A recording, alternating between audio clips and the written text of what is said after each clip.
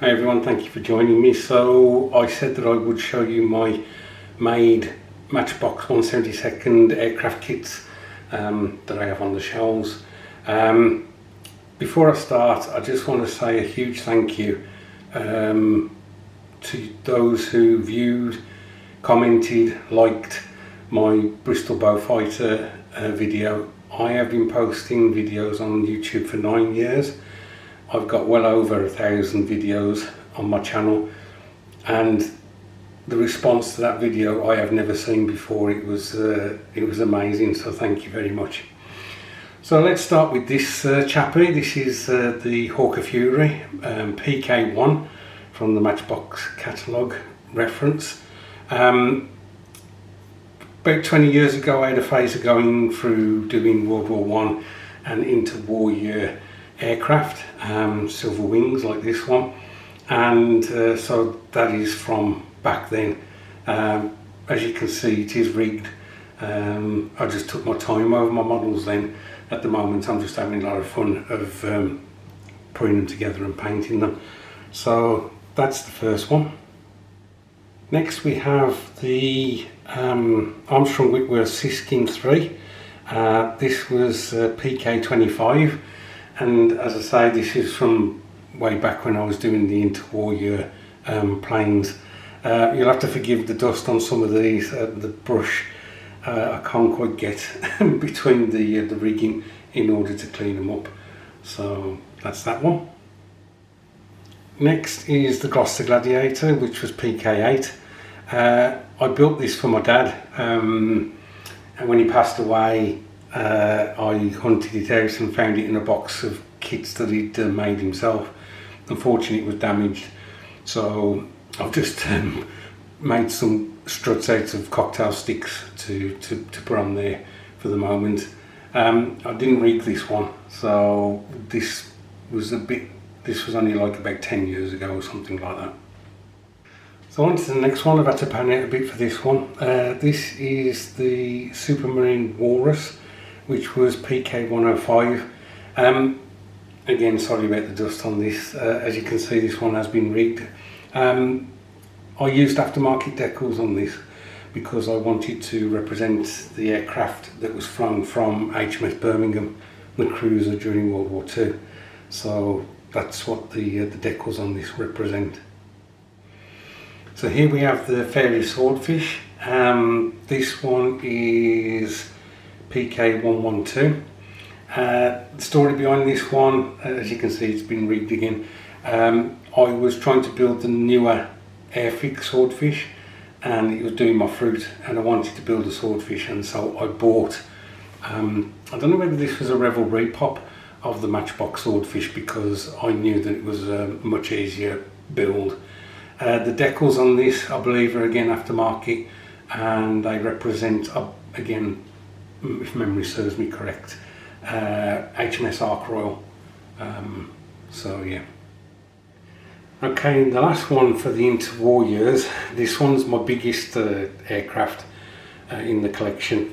Is the Handy Page Hayford PK605, and this, I believe, again was a repop from Revell.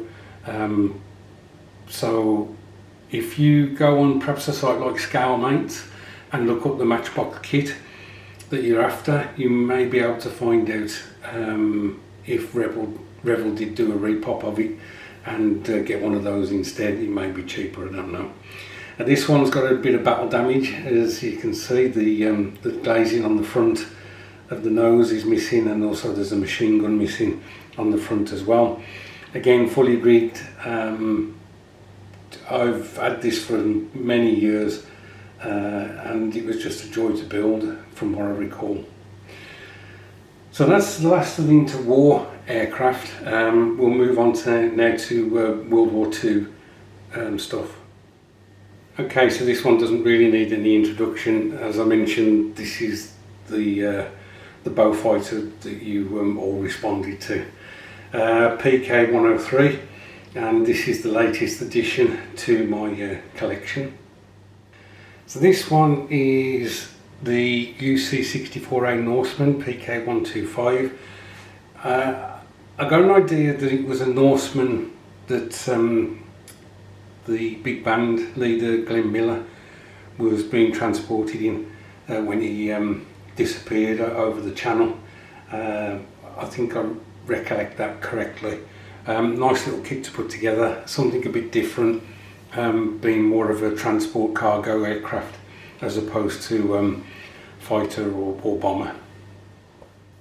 Okay, this kit has huge nostalgia for me. It's not the original one that I built when I was a kid, but the Hawker Hurricane Mark IIC, as I say, is just one of those kits from Matchbox that I absolutely loved and had to build again. This one is PK11. I think I did a reasonable job of this one.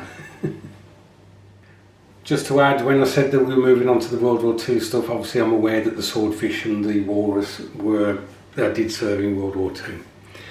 So this is the Messerschmitt 262, and I've got to try and find the PK number for it quickly. So it's PK 211. This was a tail sitter, so you need to put nose weight in the front of this one. I'm hoping to get better at doing the mottling on the side.